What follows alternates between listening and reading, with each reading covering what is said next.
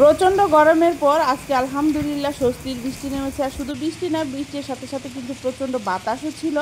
ভোরবেলা উঠেই দেখলাম যে হালকা হালকা বৃষ্টি পড়তেছে, ভাবলাম হয়তো কিছুক্ষণ পরেই বন্ধ হয়ে যাবে। পরবর্তীতে দেখতেছি সারাদিন যাবত এক ধাপে বৃষ্টি পড়তেই আছে, আর সাথে অনেক বাতাস। আজকের আবহাওয়াটা খুবই ঠান্ডা, খুবই ভালো লাগতেছিল, মন চাইতেছিল খাতা গায়ে দিয়ে শুয়ে ঘুমাই, কিন্তু কিছু করার নাই, সংসারে কাজকর্ম কি করবে। হ্যালো এভরিওয়ান, আসসালামু আলাইকুম। সবাই কেমন আছেন? আশা করি ভালো আছেন। আলহামদুলিল্লাহ আমিও ভালো আছি। প্রতিদিনের মতো আজকে একটা লং ভিডিও নিয়ে আপনাদের মাঝে হাজির হয়ে গেলাম আমি Fahima kitchen and blog page থেকে। তো প্রতিদিন যেহেতু রান্নাবান্নার ভিডিও শেয়ার করি, আমি তো আজকেও আপনাদের জন্য রান্নাবান্নার ভিডিও নিয়ে উপস্থিত হয়ে গেলাম। তো আজকে আমি রান্না করব জাটকা মাছ দিয়ে ডাটা দিয়ে আলুর ঝোল করব। তো আমি ডাটাগুলো ক্ষেত থেকে তুলে এনেছি, কারণ আমার অল্প একটু জায়গায় আমি ডাটা বুনেছিলাম, সেখান থেকে আমি প্রায় এনে এনে খাচ্ছি। অনেকগুলো ডাটাই হয়েছিল, আর এগুলো খেতে এতটাই ভালো লাগে কি বলবো। বাজার থেকে ডাটা কিনে আনলে এতটা ভালো লাগে না, কিন্তু ক্ষেতের ডাটাটা যত ভালো লাগে। আমি পাশাপাশি আজকে ডাটা শাকটাও রান্না করে নিব। অন্য চুলায় কিন্তু আমি সে কাজটা করেও ফেলেছি। দেখেন শাকটা খেতে এত মজা ছিল কি বলবো। আগে কখনোই কিন্তু আমি কিনে আনলে ডাটা শাক খেতাম না। আর এদের দেখেন ডাটাগুলো একদম ফ্রেশ এবং টাটকা, আসলে নিজের হাতের জিনিস বলে কথা। সার ছাড়া তো, সেই জন্য অনেক টেস্ট। তো আমি কিন্তু মশলাগুলো আজকে সব কিছু ব্লেন্ড করে নিয়েছি সময় বাঁচানোর জন্য। তো যেহেতু ঘরে আরও শুকনো মরিচ নেই, এখন বাটাবাটি ঝামেলায় যাব না, তো সেই জন্য কাঁচামরিচ দিয়ে ব্লেন্ড করে আমি তরকারি মশলাগুলো রেডি করেছি। এবং কি আমি চিকেনটাও রান্না করবো আজকে এই কাঁচামরিচ দিয়েই। তো যাই হোক, এখন আসলে যাওয়া সম্ভব না শুকনো মরিচের গুঁড়ো আনার জন্য, আর এখন আমার করাও সম্ভব না। তো সেই জন্য আমি আজকে কাঁচামরিচ দিয়ে তরকারিটা রান্না করব। আর আসলে খেতে কিন্তু দারুণ মজা হয়েছিল। কাঁচামরিচ দিয়ে হলে কি হবে, মাঝে মধ্যে কিন্তু একটু কাঁচামরিচের তরকারি খাওয়া দরকার আছে।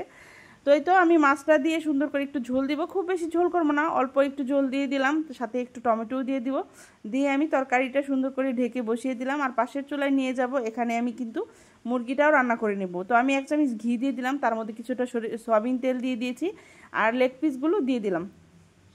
আসলে লেগ পিসগুলো আমি অনেকক্ষণ আগেই সয়া সস দিয়ে একটু মাখিয়ে রেখেছিলাম, পরবর্তীতে একটু হালকা ভেজে নিচ্ছি, কারণ মাংসটা কয়েকদিন ফ্রিজে ছিল, তো পরবর্তীতে আর খেতে তেমন একটা ভালো লাগে না।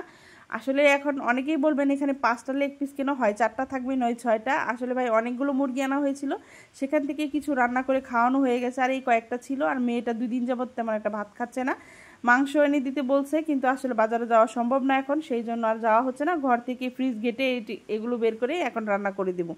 আসলে মেয়েটা আজকে রোস্ট খেতে চেয়েছে, তো সেই জন্য রোস্টই রান্না করব।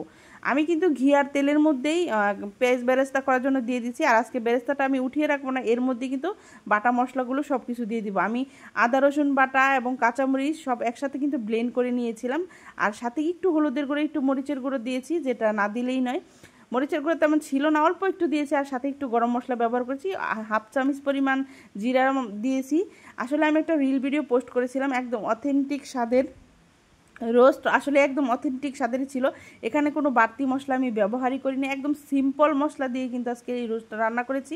শুধু একটু গরম মশলার গুঁড়া আর একটু জিরার গুঁড়াই দিয়েছি, আর এটা খেতে এতটাই টেস্ট হয়েছিল কি বলবো আপনাদের। আসলে আমার মেয়েটা খুব পছন্দ করেছে, তেমন একটা ঝাল হয় নাই, তো ও তো একদমই ঝাল খায় না, তো সেই জন্য ওর জন্য অনেক ভালো লেগেছে, ওর খেতে অনেক খুবই পছন্দ করেছে আর কি।